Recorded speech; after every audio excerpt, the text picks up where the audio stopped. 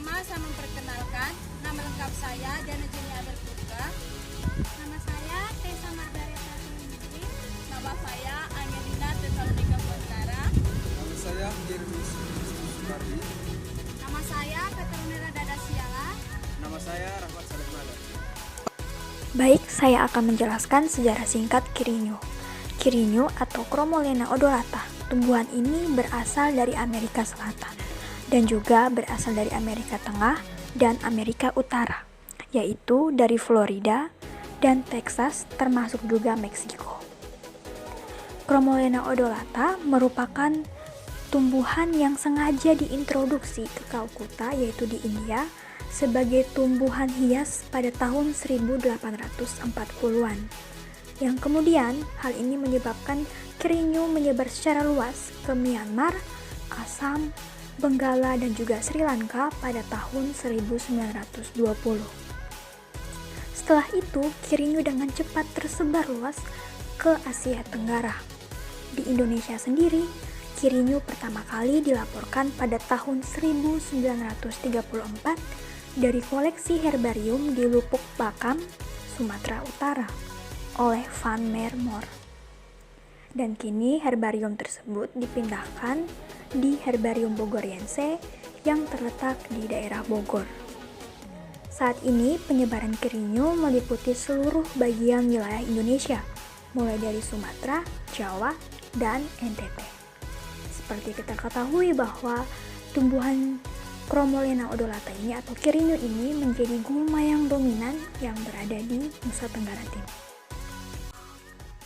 Baik, saya akan menjelaskan klasifikasi Kirinyo, kingdom plantae, subkingdom Trachobentha, subdivisi Spermatophyta, divisi Magnolophyta, kelas Magnolophyta, subkelas Antheridae, ordo Astrales, famili Astracea, genus Chromolena, spesies Chromolena odorata. Baik, ciri morfologi dari tanaman Kirinyo ini kita bahas mulai dari akar, di mana akarnya dengan sistem perakaran tunggang, warna akar coklat kekuningan, dan mempunyai batang yang berbentuk bulat, tegak, berkayu, ditumbuhi rambut-rambut halus, dengan batang kokohnya lebih besar daripada batang cabang-cabang dan berbentuk susul. Bentuk daun dari tanaman Kirinyo ini, daunnya berbentuk oval, bagian bawah lebih lebar, makin ke ujung makin runcing, panjang daun 6-10 cm dan lebarnya 3-6 cm. Petulangan daun pada tanaman Kirinyo ini termasuk dalam petulangan daun melengkung. Bentuk daun sendiri, di mana tepi daun bergerigi menghadap ke pangkal, letak daunnya juga berhadapan, jenis daunnya termasuk dalam daun majemuk. Pada tanaman Kirinyo ini memiliki bunga, di mana karangan bunga terletak di ujung cabang atau terminal. Setiap karangan bunga terdiri atas 20-35 bunga. Warna bunga pada saat muda yaitu warna kebiru-biruan, semakin tua menjadi warna coklat. Bunga berbentuk malai dengan kelopak bentuk lonceng dan mahkota bunga berbentuk jarum, serta bunganya majemuk. Tanaman Kirinyo ini juga mempunyai biji yang bisa menghasilkan. Penyebaran gulma Kirinyo. Penyebaran gulma Kirinyo ini sangat efektif melalui biji yang dihasilkan dan diterbangkan oleh angin.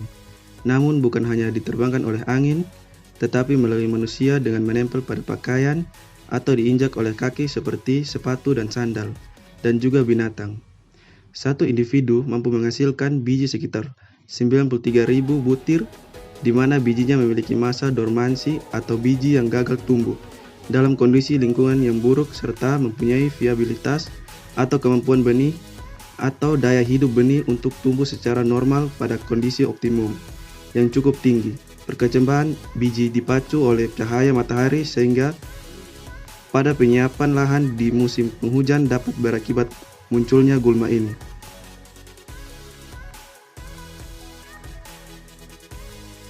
Manfaat Kirinyo dibagi atas 3 bagian.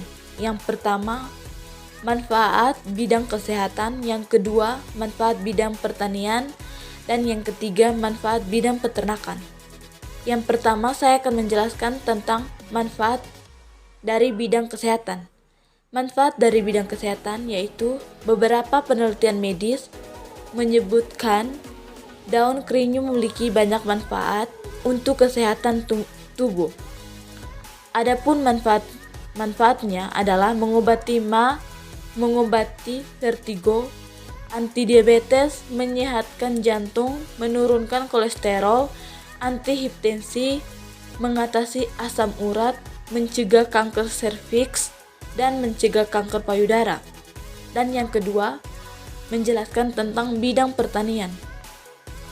Manfaat bidang pertanian yaitu Crinue atau Cormolena odorata merupakan tumbuhan yang berpotensi untuk dimanfaatkan sebagai pupuk hijau karena kandungan N, P, dan K yang dimiliki tergolong tinggi. Dan yang ketiga, menjelaskan tentang manfaat bidang peternakan. Manfaat bidang peternakan digunakan kandungan tanin dan saponin dari Crinue atau Cormolena odorata dapat dipotensi digunakan sebagai feed additive ternak rumenasia dalam menurunkan gas metan dan meningkatkan produktivitas ternak rumenasia. Feed additive ini dapat diberikan dalam bentuk serbuk ataupun eksternak. Pengendalian gulma Crinue. Pada tahap pengendalian gulma Crinue ini terdapat dua bagian. Yang pertama, pengendalian gulma Crinue secara manual dan pengendalian gulma Crinue secara kimia. Yang pertama, pengendalian gulma Crinue secara manual dilakukan dengan menggunakan alat seperti parang dan sabit. Pengendalian gulma Crinue ini secara manual menghasilkan limbah gulma dalam jumlah yang banyak. Umumnya, limbah tersebut hanya dibuang atau dibiarkan di areal perkebunan. Limbah gulma tersebut apabila tidak dikelola dengan benar, maka dapat menjadikan tempat berkembang biaknya bibit hama dan penyakit yang dapat mengganggu proses pertumbuhan tanaman utama. Yang kedua, pengendalian gulma secara kimia. Pengendalian gulma secara kimia yaitu dengan menggunakan herbisida.